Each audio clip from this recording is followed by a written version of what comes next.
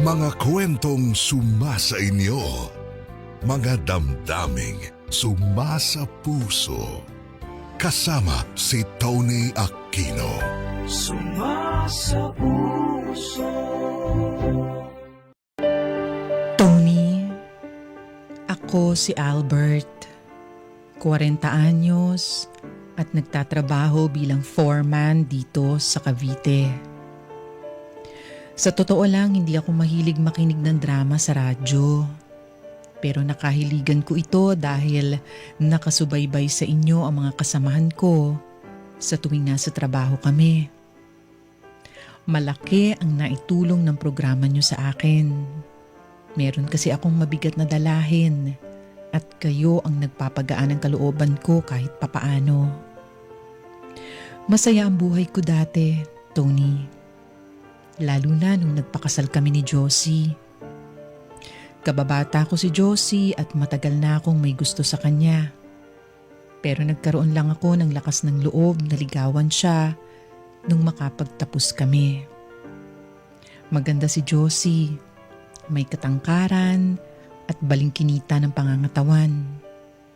Sabi ko nga, para akong tumama sa loto nung maging kami. Kaya naman ginawa ko ang lahat para mapapayag siyang magpakasal sa akin. At makalipas lang ang 1 taon, ay nabiyayaan kami ng isang anak na babae na itago na lang natin sa pangalang Ava. Yun nga lang, Tony, hindi naging madali ang buhay namin. Hindi ganun kalaki ang sweldo namin ni Josie noon. Halos sapat lang para mabayaran ang mga kailangang bayaran. Hirap kaming makapag-ipon para sa pag-aaral ni Eva. Minsan ay nagagawa pa naming mangutang kapag may gusto kaming bilhin para sa bahay. Kaya ginusto ko talagang makapagtayo ng negosyo. Alam ko kasing hindi ako pwedeng umasa lang sa sweldo ko. Lumalaki na ang anak ko. Siyempre, lumalaki na rin ang mga gastusin.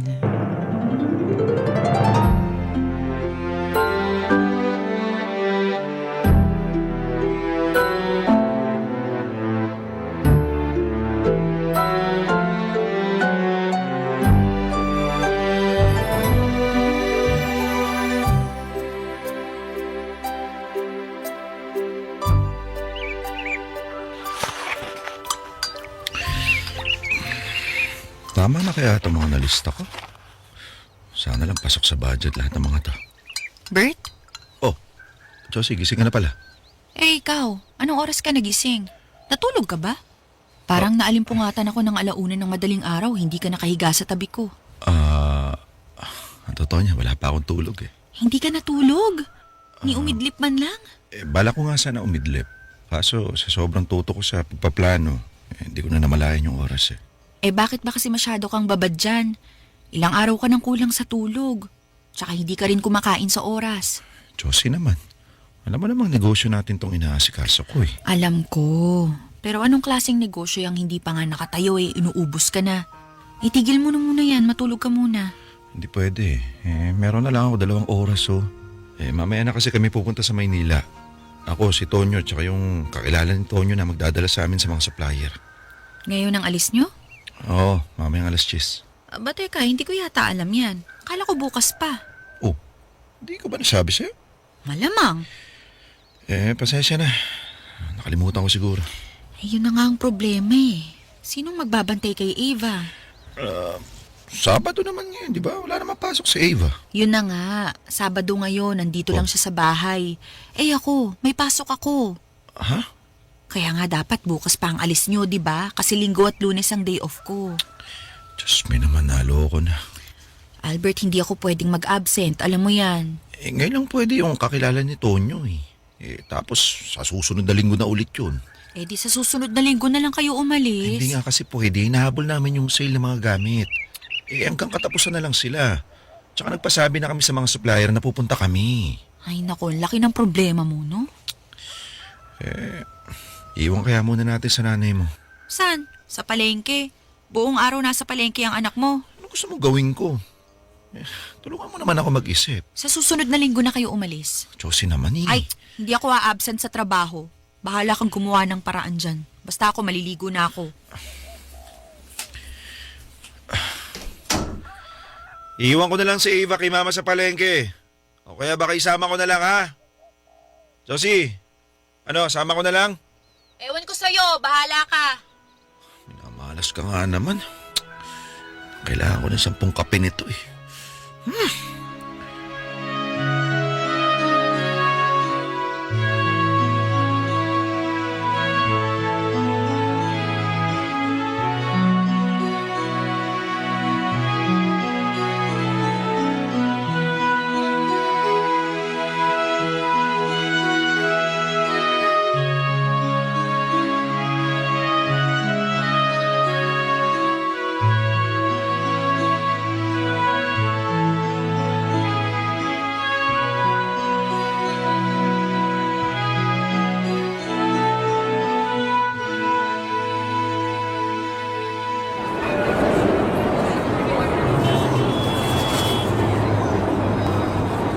Hoy Eva, huwag ka masyadong malikot. Nahihilo na ako sa'yo. Bert! Bert! Oh, ano sabi? Ako pre, kunti na lang masasapa ko na yung may-ari eh. Oh, bakit? Hindi pumayag sa presyo natin. Gusto dagdag 100 kada piraso. Ano ba yan? Mahal naman ang singil nila. Hoy, Eva, ka nga dyan, dito ka lang. Sinubukan ng tawaran ni Edwin eh. Ayaw talaga.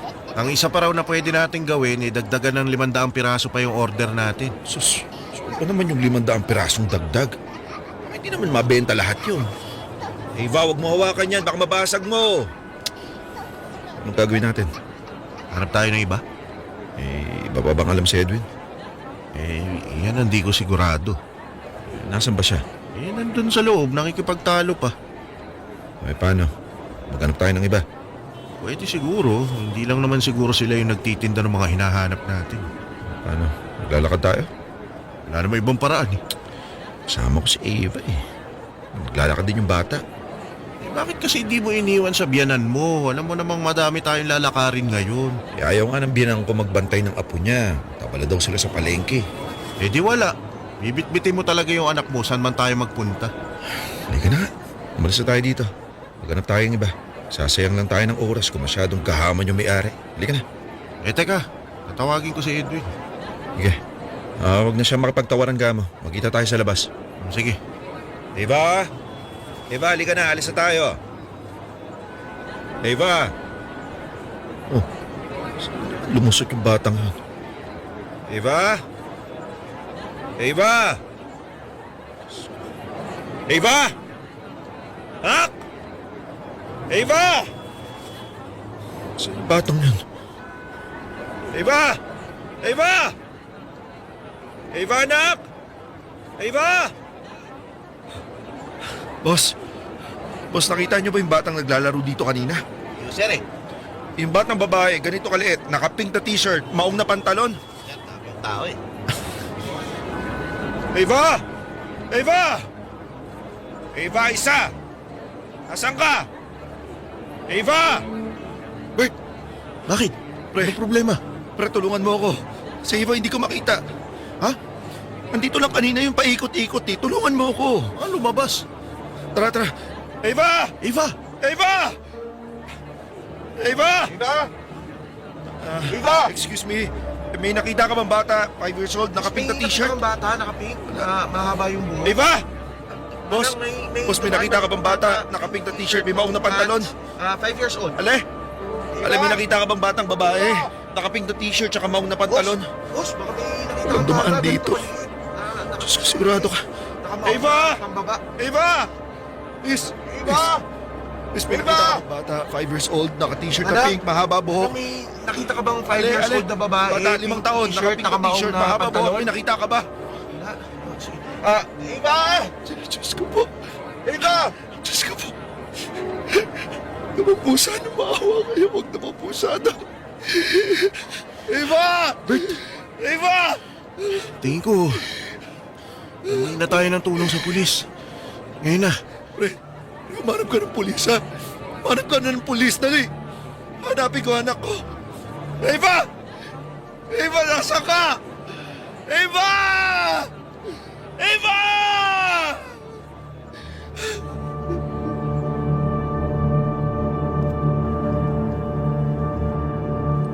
Tony, kapapasok pa lang ng taong 2018 nang mawala ang anak kong si Ava. Napakabilis ng mga pangyayari. Ilang sandali lang akong nalingat. Wala pa nga yatang 5 minuto pero sa isang iglap, nawala ang anak ko. Hindi sapat ang salita para maipaliwanag ko ang naramdaman ko noong mga sandaling yun. Nanlamig ang buo kong katawan. Takot na takot ako, parang gusto kong maglupasay na lang sa kalsada. Pero pinilit kong mapanatili ang katinuan ko. Dahil alam kong bawat segundong lumilipas, palayo ng palayo sa akin si Ava. Humingi kami ng tulong sa mga pulis. Agad tiningnan ang mga kuha ng CCTV. Pero sa kasamaang palad, hindi gumagana ang ilang CCTV sa lugar kung nasaan kami. Maraming posibleng daanan si Ava at kung sino man ang kumuha sa kanya. Mabilis namang kumilos sa mga pulis. Nagtalaga sila ng mga tao para tumulong sa paghahanap. Pakiramdam ko, napakahaba ng araw na yun, Tony. At sa sobrang gulo ng isip ko, hindi ko na namalayang lumubog na pala ang araw.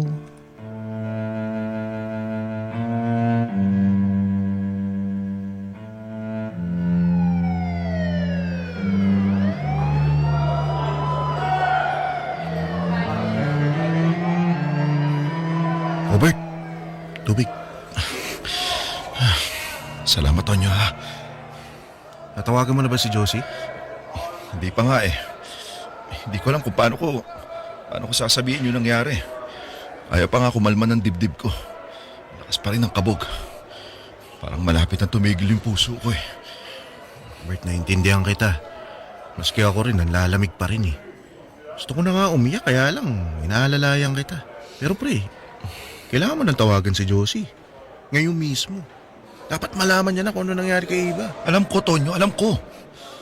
Asan ba yung telepono mo? Akin na nga. Ako natadial. Ito.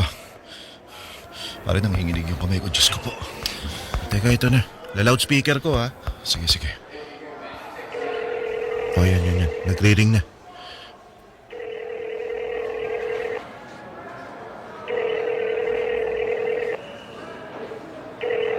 Hello?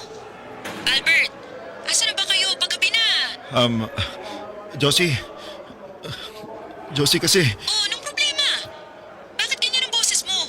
May nangyari ba, Bert? Asan ka? Josie, kailangan mo pumunta dito sa presinto. Presinto? Saan presinto? Bakit? Anong nangyari, Bert? Napano ka? Si Ava nasaan? Anong nangyari? Si Eva, Josie. Si Eva nawawala. Nawawala yung anak natin. Ano? Pinaglululoko mo ba ako, Albert? Hindi! Bakit mo gagawin yun? Josie, nawawala si Eva! Paano nangyari yun? Nasaan ka? Pupunta na ako dyan. Paano nangyari yun, Bert? Paano? Hindi ko alam. Hindi ko alam! Lintik ka nung hindi mo alam. Nasaan ka nga? Pasakay na ako ng tricycle. Nasaan ka, Bert? Josie, si Tonyo to? Tonyo, paano nawala ang anak ko? Paano? Mabuti pa, dito na lang natin pag-usapan. Ite-text ko sa'yo yung address nitong presinto. Hindi rin kasi namin kabisado tong lugar eh. I-text mo na sa akin ngayon na. Dalihan mo! Ngayon na ha, ngayon na! Oo, ito na.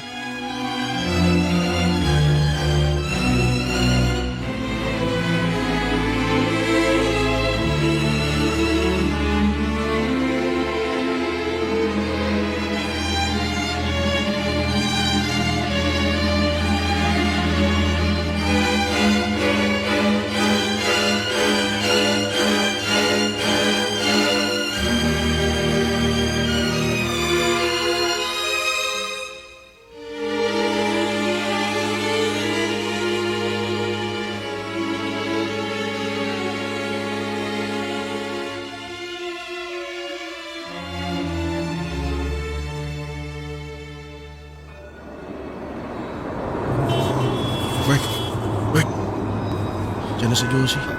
Ha? Si Josie parating na. Asan? Albert! Albert! Ano nangyari ha? Nasaan si Ava? Nasaan ang anak ko? Nawawala nga siya, Josie. Anong nawala? Hindi ko alam. Nasa loob kami ng shop, naglalaro lang siya. Malapit lang siya sa akin tapos hindi ko na alam. Bigla na lang siya nawala eh. Hindi ko alam kung may kumuha ba sa kanya o natangay siya sa dami ng tao. Hindi ko alam. Anak ka ng...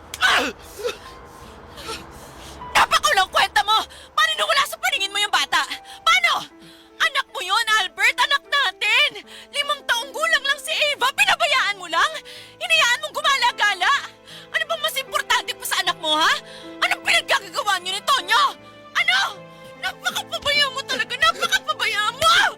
Ano klase kang tatay? Malamang sa malamang may kumuha sa anak ko! At tinangay na siya kung saan! Paano pag may nangyaring masama sa kanya? Paano? Paano, Albert? Paano?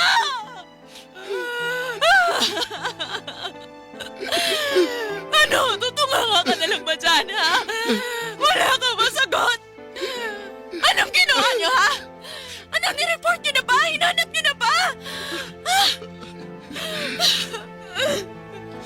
Josie, nireport na namin sa polis. Kumikilos na sila. Ilang oras na rin kami naghahanap eh. Isa ka pa!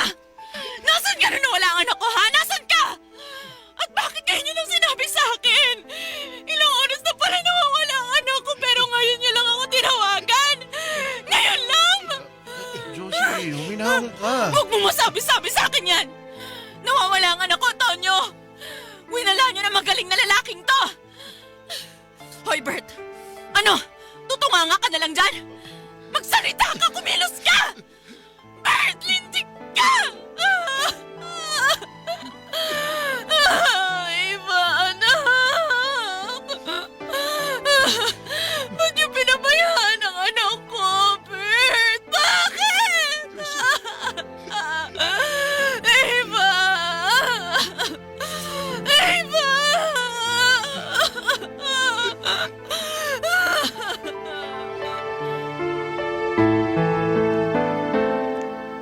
Tony, hinding-hindi ko malilimutan ang pag-iyak ni Josie nung araw na yun. Magdamag naming sinuyod ang lugar kung saan nawala ang anak ko. Pati mga karatig na lugar ay pinuntahan din namin. Sa mga sumunod na araw ay ganun ang ginagawa namin. Ikot lang kami ng ikot at nagpapamigay ng larawan ni Ava. Ginamit na rin namin ang social media.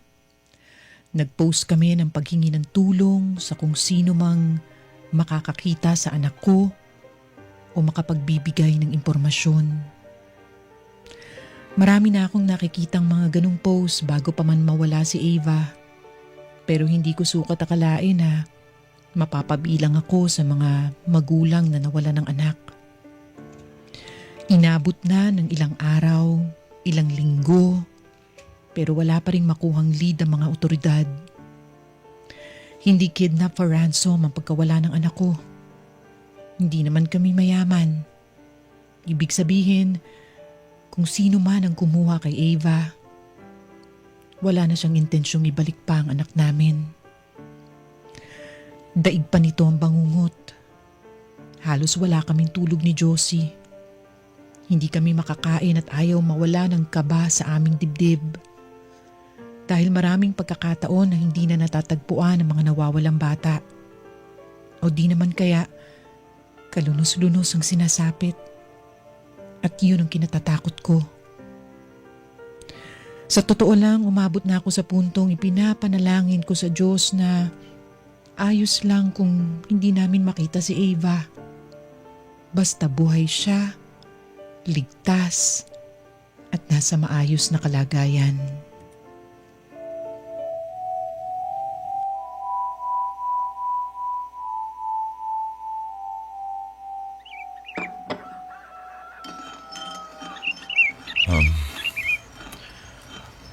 Ano nang plano natin ngayon? Ha? Kako, ano plano natin ngayong araw? Maglilibot ba tayo? Mamimigay ng mga... Pupunta muna tayo sa presinto. Kagagaling lang natin doon kahapon, di ba? Ilang araw na tayo nagpapabalik-balik doon. Ayun naman talaga ang dapat eh. Isa lang naman yung sinasagot nila sa atin. Tatawagan nila tayo kapag may nakuha na silang... paano natin makikita ang anak natin kung hindi natin pupukpukin yung mga pulis para maghanap? Ang akin lang kasi, tingin ko naman ginagawa nila yung makakaya nila para hanap... Tinatamad ka na ba, ha? Ano? Tinatamad ka na bang hanapin ang anak mo? Josie, syempre hindi. Hindi pala eh. Bakit nagrereklamo ka? Sa tingin ko lang kasi, mas mainam na hayaan natin gawin ng mga pulis yung trabaho nila. Tapos tayo, gumawa tayo ng sarili nating diskarte. Magtanong-tanong tayo doon sa lugar kung saan nawala si Ava. Josie, marami pa tayong hindi nadadaanan doon. Gagawin din natin yan. Lahat gagawin natin, Albert. Pero gusto ko umpisahan ang araw sa presinto. Dahil bukod sa atin, sila lang ang may kakayahang mahanap si Ava. May tao? Teka, may nasaan ka bang bisita? Tingin mo may oras pa ako makipagkwentuhan kung kani-kanino? Teka, baka mga pulis na yan. Oo nga. Buksan mo nga dali.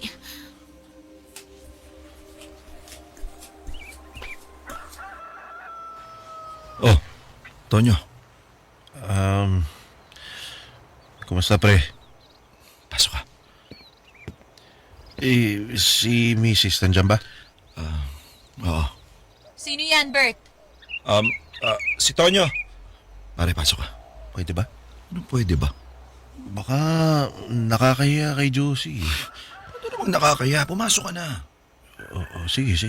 Kape, gusto mo? Ay, hindi na. Dumaan lang ako para makibalita. O, Tonyo. Ikaw lang pala. Akala ko naman mga pulis na. Anong ginagawa mo dito? Makikibalita lang sana ako, Josie. Makikibalita. Wala. Eto, nga pa rin kami. Salamat sa pagiging pabaya nyo ng magaling kong asawa. Josie naman. Pasensya na, Bert, ha? Ewan ko bakit may lakas pa rin ang loob yung kaibigan mong magpunta-punta dito. Alam naman niya ang laki ng atraso niya sa akin eh. Kayong dalawa. Nagkataon lang na asawa kita kaya wala akong magagawa kundi ang makasama ka pa rin. Josie, humihingi ulit ako ng tawad sa nangyari. Hindi ko naman ginustong mawala sa paningin namin si Ava eh. Ewan. Ilang beses ka nang humingi ng tawad pero walang epekto. Kaya, Tonyo, ganito na lang, ha? Hanggat hindi pa nakikita ang anak ko, huwag ka muna rin magpakita sa akin. Pero syempre, gawin mo ang trabaho mo. Tulungan mo kaming mahanap si Ava, kahit hindi kami kasama. Oo naman, Josie. Ginagawa ko naman yan. Inaanak ko si Ava, kaya Bert, hindi ko... Gagayak na ako. Dalian niyo mag-usap, ha? Sayang ang oras. Sige. Josie, baka naman... Pre. Hayaan mo na. Hayaan mo na muna siya. Pasensya na talaga, Bert, ha? Hindi ko talaga lubos maisip na mapupunta tayo sa ganitong sitwasyon. Kaya ako rin naman eh. Ganito pala yung pakiramdam na magkatotoo ang isa sa mga bangungot mo. Pero Bert, pangako, gagawin ko ang lahat para makatulong. Parang anak ko na rin si Ava eh. Tsaka wala man ako sa posisyong sabihin to pero parang na rin akong nawala ng anak.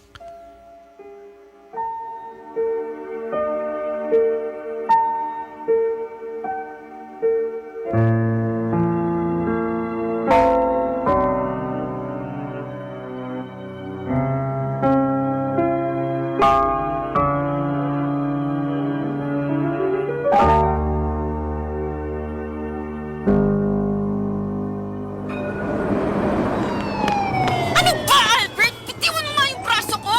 Bakit ba ako hinihilang palabas ng presinto, ha? Uwi na tayo! Hindi pa ako tapos makipag-usap eh! Hindi naman pakikipag-usap yung ginagawa mo eh!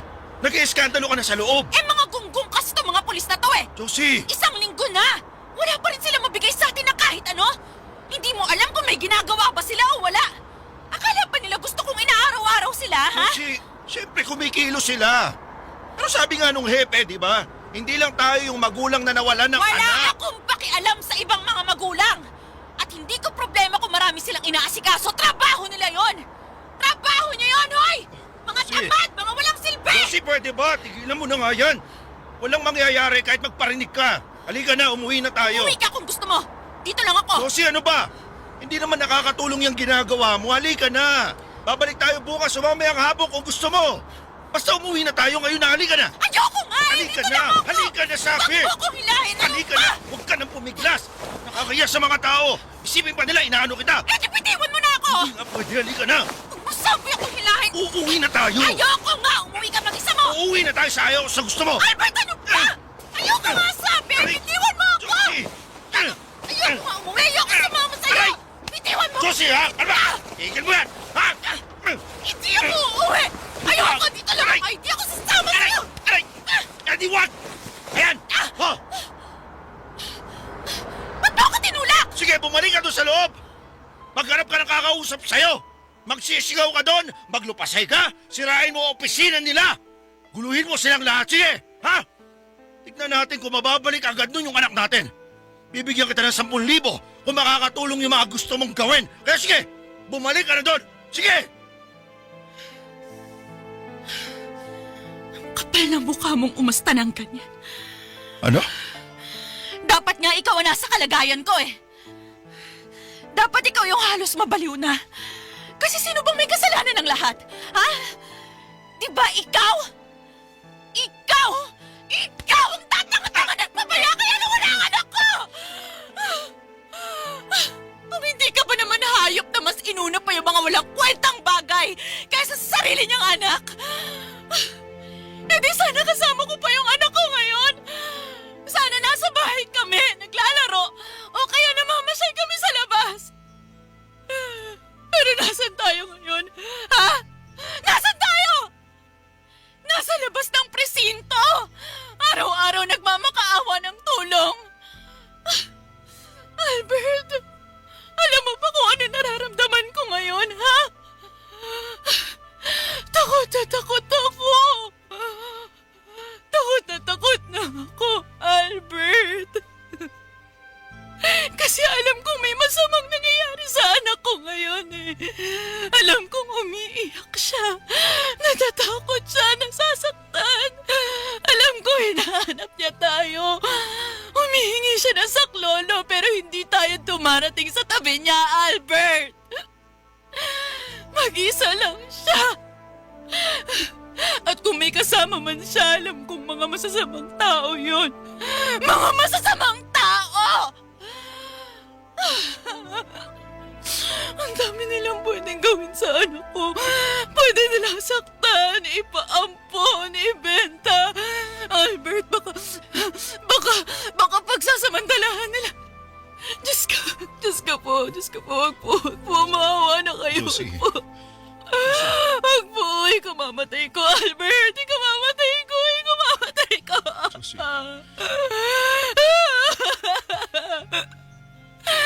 Bakit si Eva pa? Bakit yung anak ko pa? Bakit tayo pa? Albert?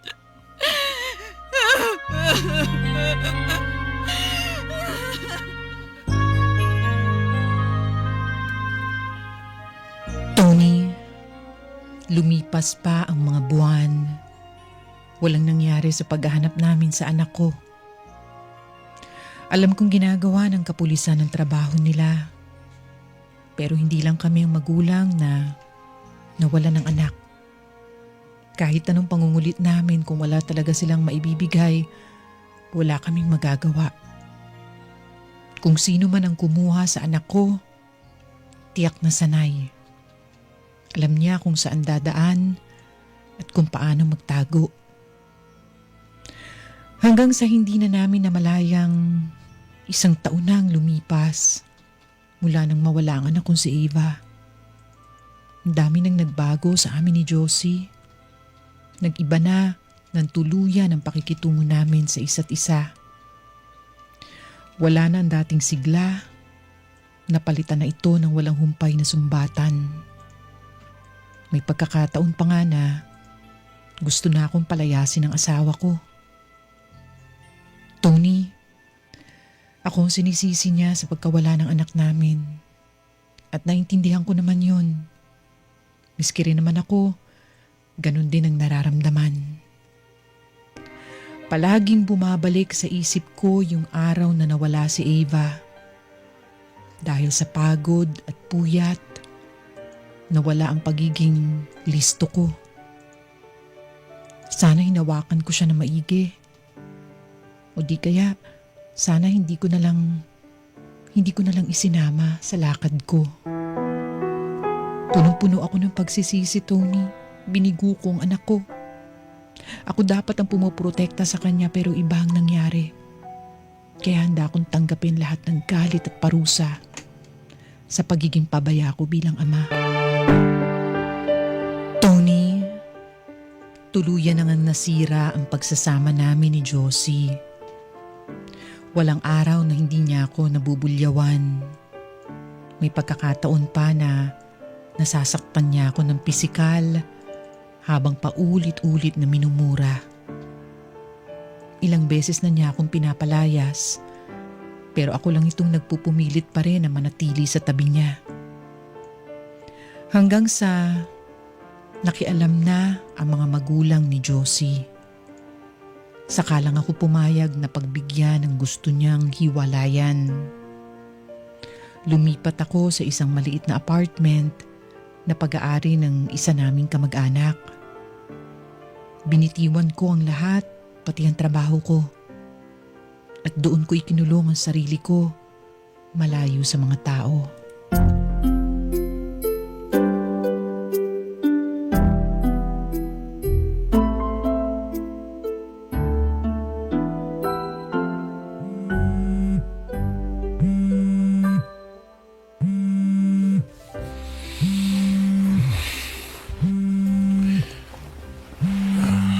May tumatawag. Sino naman kaya to? Oh, si Tonyo. Oh, Albert, pre, ano? kumusta ka? Ako? Wala, ganun pa rin. Bakit ba? Siyempre, nag-aalala na ako sa'yo eh. Pati nanay mo, panay ang tawag sa akin kung nakausap na ba raw kita. Maayos naman ako. Wala naman bago kaya hindi nyo na ako kailangan kamustahin kada araw. Magkita kaya tayo.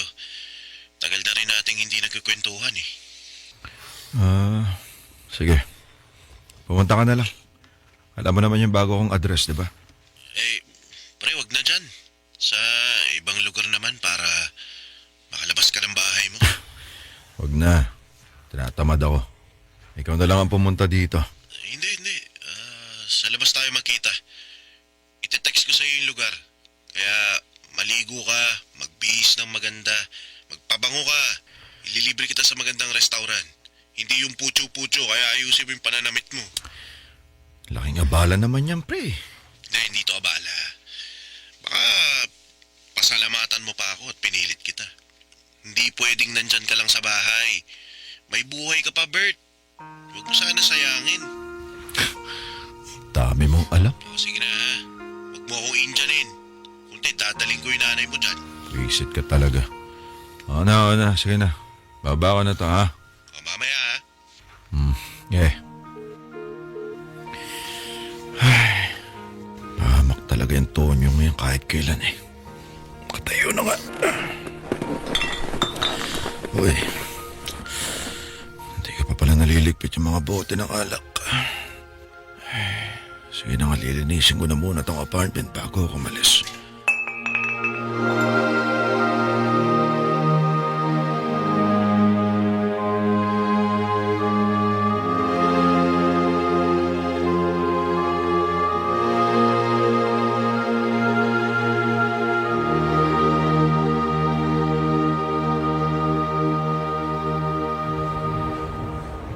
Oh, ha? Ano masasabi mo? Ganda na napili kong lugar, no? Rooftop bar resto. Masarap po yung pagkain. Madaming inumin at higit sa lahat may view. Kitang-kita mo yung mga ilaw, oh. Alam mo pare, lasing ka na. Tatlong banggit ka na kung gaano kaganda tong pinagdala mo sa akin. Ako lasing. Baka ikaw. Kanina ka pa kaya nananahimik dyan. Aminin mo. Ganda dito, di ba? Matutuwa na sana ako kaso Asa napakalayo nitong lugar na napili mo. Aba pre, hayaan mo na yung distansya. Ang importante, sulit naman yung pagpunta natin. Ito, cheers pre, cheers! Para sa muli mong pagbangon. Sasabi mo dyan. Inom ka lang dyan, sagot ko lahat. Nakakubra kasi ako ng pera kanina. Kaya wala kang dapat alalahanin pre. Order ka lang ng gusto mo, akong bahala sa'yo. Basta, ang gusto ko, mag-enjoy ka. Okay? Kung pwede nga lang na mag-imbita ako dito ng mga chicks na pwede sumama sa atin ngayon, ginawa ko na eh. Kaso, hindi ko naman alam saan ako kukuha. Buti na lang pala, hindi mo ginawa. May asawa akong tao, no? O bakit? May asawa din naman ako ah. Maloko ka sa asawa mo eh. Para sa'yo nga yung naisip ko eh, hindi naman sa akin. Kasi Bert, ipapaalala ko lang sa'yo hiwalay na kayo ni Josie. Pero kasal pa rin kami. Kasal lang, pero hindi na nagsasama. Sa madaling salita, papel na lang yung nag-uugnay sa inyo. O, di asawa ko pa rin siya. Asawa ko pa rin si Josie. Bert, iniwan ka na ni Josie. Sana unti-unti mo nang tanggapin yon. Kalahating taon na nakalipas mula na magkanya-kanya kayo. Ginawa mo na lahat ng pwede mong gawin. Pero wala pa rin nangyari, di ba? Kasi pusong bato si Josie sa'yo. Hanggang ngayon, hindi mo pa rin ba tanggap yun? Di ko pa rin tanggap? Ba, syempre pare. Bakit ko naman tatanggapin yun? Nawala sa akin ang anak ko. Ang asawa ko. Yung buong pamilya ko. Tapos gusto mo tanggapin ko yun? Ano? Yakapin ko yung pagkasira ng buhay ko? Hindi naman yun yung ibig ko sabihin. Ang punto ko lang bangon mo yung sarili mo. O di ba nasira mo yung buhay mo kamo? Ayusin mo. Si Josie nga nakalipat na sa bagong tirahan eh. Ang ganda ng apartment niya, laki. Kasama niya yung nanay niya. Tapos ikaw asan ka?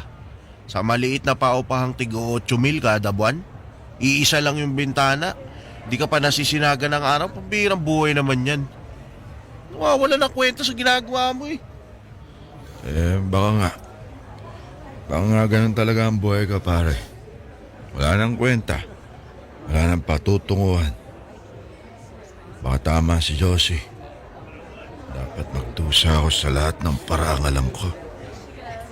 Nagsasabi mo dyan. Saan ka pupunta? Mauna na ako, pre. Teka lang. Uwi ka na? Pre, huwag muna. Ikaw nang bahala, pre. Bahala saan? Hoy, teka. Hindi dyan yung daan, hoy. Hoy, Bert, hindi. Bert! Hoy, Albert, anong ginagawa mo? Pasumasa pa ka dyan sa railing, maulog ka sa palapag to makakala mo, hoy! Hinihintay na ako ng anak ko, pre. Bert! Bert, Albert, wag! Wag, pre! Pre! Pare, layo mo! Layo mo! Titibo mo ako! May pantalon, hila Gusto dali! Gusto ko na mamatay! Gusto ko na mamatay! Sasama na ako sa anak ko! Hinihintay niyo na ako! Tama na, Pupunta ako ng anak ko, pre! Pupunta ako yung anak ko! Hinahanap ako ni Eva Tonyo! Pinatawag ako ng anak ko! Bitiwan mo ako! Bakit ka sa akin, Brad? Bitiwan niyo ako! Bert! Bird! Bitiwan niyo ako! Ayoko na! Bakit ka? Ayoko na! Ayoko na! Huwag mo lang! Ay mo sa malakang! Bilis, bilis! Ay mo! Bert! Bert! Dumilaw ko! Para tubig na! Ay, sa kabin mo! Sige. Tama na, pre! Ano yung gagawin mo? Tama na! Bitiwan niyo ako! Ano ba? Ayoko na! Gusto ko na mamatay, Tonyo! Dapat na ako mawala! Sasama na ako sa anak ko! Kailangan ako ng anak ko, pare! Kailangan ako ng anak ko! Tinatawag ako ni Eva, yung anak ko, pre, tinatawag ako! Kasalanan ko lahat eh! Kasalanan ko lahat! Ang taka-taka ko! Ang taka-taka ko!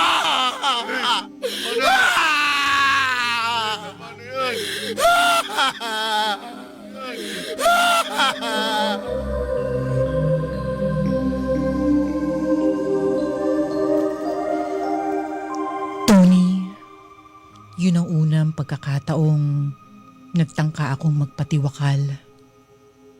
Pero matagal nang naglalaro sa isip ko na tapusin na ang aking buhay. Samot-sari ang tumatakbo sa isip ko. Kahit sino magulang, maiintindihan ang nararamdaman ko. Kasi 5 taong gulang lang si Eva noon. At pasintabi na sa mga sasabihin ko pero hindi maalis sa isip ko na baka nagdurusa ang anak ko kung nasaan man siya. Baka pinapahirapan siya o pinagsasamantalahan ng taong kumuha sa kanya.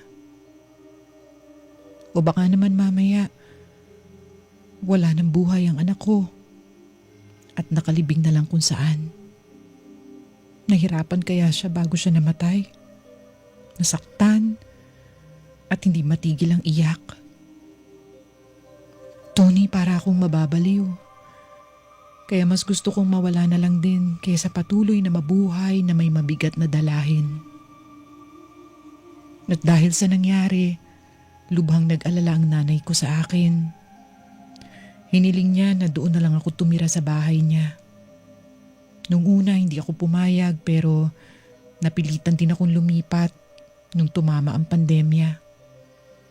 Naawa rin ako sa nanay ko at ayokong hayaan na lang siya na mag-isa. Malaking tulong sa akin ang pagkakaroon ng kasama. Hindi nawala ang lungkot, pero kahit papaano ay naging mas maayos ang lagay ng isip ko. At sa loob ng ilang taon, unti-unti rin akong nakabawi. Nagawa akong maghanap ng panibagong trabaho. Hindi ko man masabing nagbagong buhay na ako dahil kahit matagal na panahon na ang lumipas, hindi pa rin nawala sa isip ko si Josie, lalo na ang anak kong si Ava.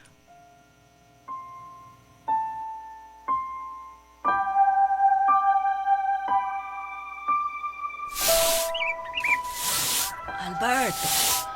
Nak! Nay! Dito ho sa likod bahay, Nay. Nak! Andito ka lang pala. Kala ko tulog ka pa sa kwarto mo. Bakit ho, Nay? May papagawa ho ba kayo? Hindi. Kasi, pakitignan mo nga itong cellphone ko. May nilalaro kasi akong game kanya lang may sulpot ng sulpot na video. Minsan naman may tunog na di ko malaman kung saan ang gagaling. Naku, Nay, baka mamaya kung ano-ano na naman pinagpipipindot nyo, ha? Patingin nga po. Mapamalay ko ba dyan sa cellphone ko? Ayan o. Tignan nyo, ang dami nakabukas na apps. Teka, sasarado ko lang ha. Tapos, pati sa browser nyo, 20 nakabukas. Nakakabagal nga ng cellphone nyo, Nay. Di sarado mo, nak. Sarado mo na lahat. Ano ho ba yung game na nilalaro nyo? Dinownload nyo ho ba yun? Download? Anong download? Hindi ako marunong noon, anak. Paano po kayo naglalaro ng game na sinasabi nyo? Nakita ko lang sa chat yon. Yung chat-chat ba? Teka. Silipin ko, Nay. Ito. Nay, Oh. bakit kausap niyo si Josie? Ha? Ano ang pinag-uusapan niyo? Di ko binuksan, ha? Pero nasa bandang taas ng listahan si Josie kaya malamang nung isang araw kahapon lang kayo nagkausap. Bale, Ano po? ano kasi, nak? Nung isang buwan pa kami nag-umpisang mag-usap ni Josie. Oh. Kamustahan lang, ganyan. Hanggang sa, Hanggang sa? hanggang sa tanongin niya ako kung pwede ka raw bang makausap.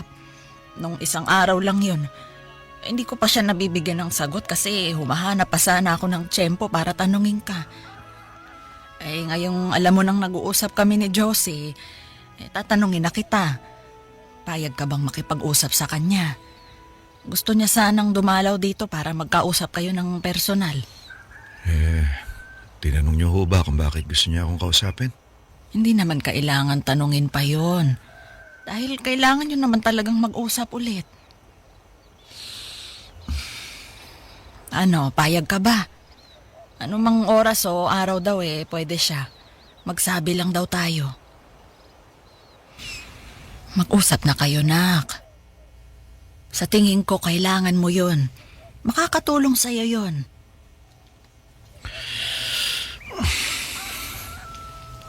Sige ho, Nay.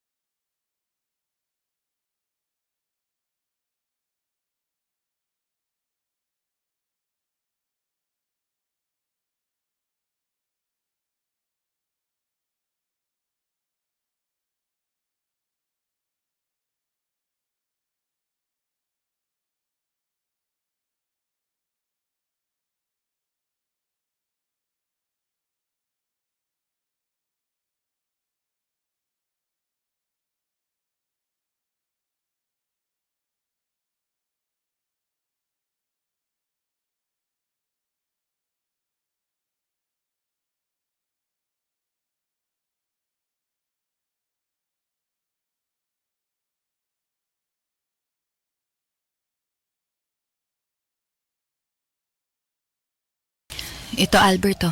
Juice. Tsaka konting merienda na rin. Konti ba yan? Dami mong inandang kakanin, no? Mga Mga paborito ko mo. pa.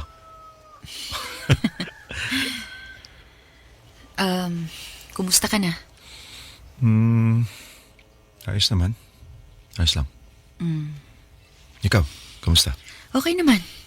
Eto, nasabi naman siguro sa'yo ng mama mo na may kinakasama na akong bago.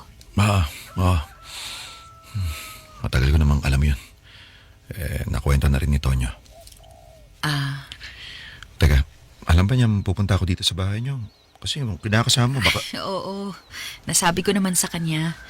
Natuwa nga siya at ikaw ang nagpunta sa akin imbis na ako ang dumayo sa inyo. Malawak naman ang pang-intindi ni Oliver. Yun ang pangalan ng partner ko. Alam niya lahat sa atin. Yung mga pinagdaanan natin. Siya pa nga ang nag-udyok sa akin na kausapin ka eh. Total, nasabi mo na rin lang. Teka, bakit nga ba? Ba't ba gusto mo akong kausapin?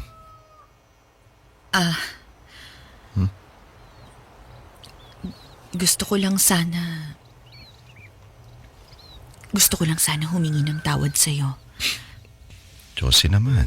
Hindi, makinig ka sa akin. Teka. Bakit ka hihingi ng tawad sa akin?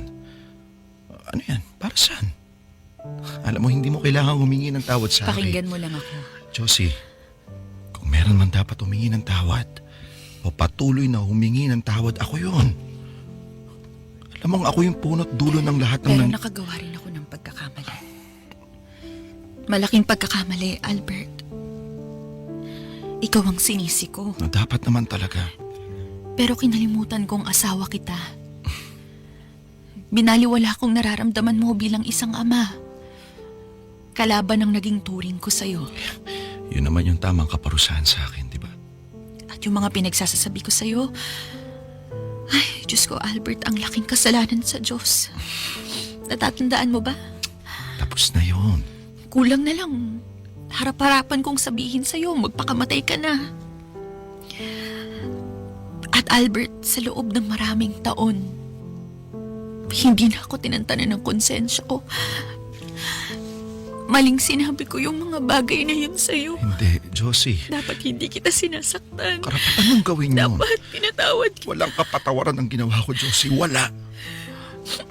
Dapat tayong dalawa yung nanatiling magkakampi. Tama lang na iniwanan mo ko. Mag-asawa tayo, Tama Albert. lang na iniwan mo ko, Josie. Tama lang na mamuhay ako mag-isa. Kabayaran niyo sa ginawa kong pagpapabaya. Nawalan tayo ng anak. Pinigaw ko yung anak natin. Hindi ko siya nag-protekta. Hindi ko siya na-protekta.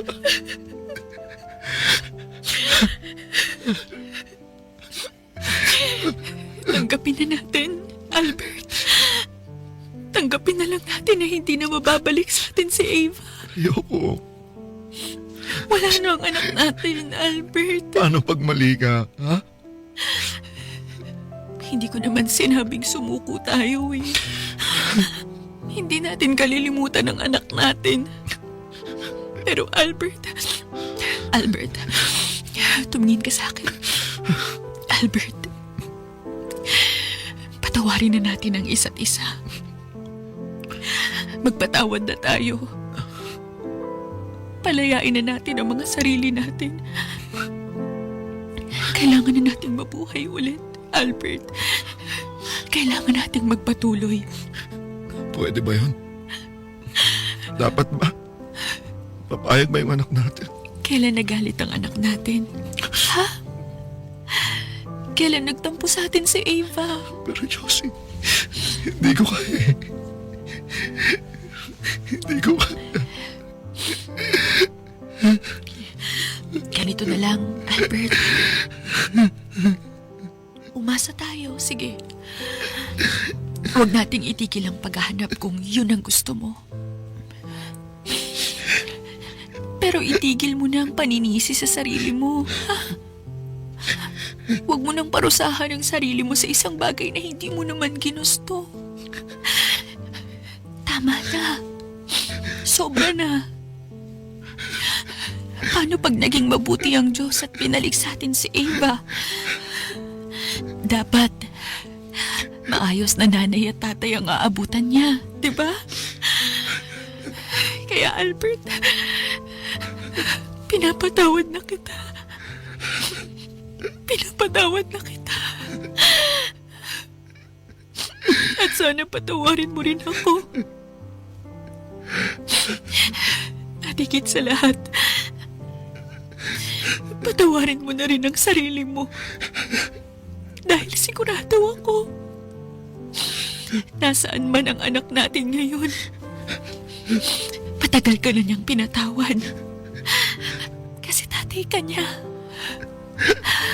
At mahal ka niya, gaya ng pagmamahal mo sa kanya.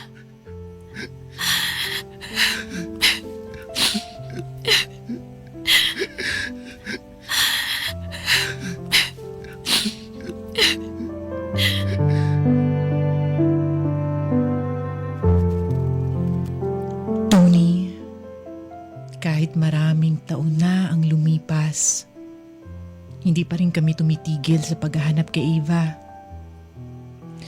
Ilang beses pa rin akong nagpapabalik-balik sa presinto para mag-follow up. Panay din ang post ko sa social media. Naging malaking dagok ang pagtama ng pandemya dahil halos tumigil ang buong mundo. Kung hindi siguro naganap yun, baka may resulta na ang paghahanap namin. Pero maaari ring parehas lang gaya ngayon. Pero ang importante sa akin ay hindi kami sumusuko kahit ano pang sabihin ng ibang tao. Pinagpapatuloy namin ni Josie ang kanya-kanya naming buhay, pero umaasa pa rin kami na balang araw, makikita namin ang anak naming si Ava. Sa ngayon, 11 taon na ang anak ko, Tony. At kahit ganon, alam kong agad ko siyang makikilala kapag nagkita kami ulit. Isama niyo sana kami sa inyong panalangin.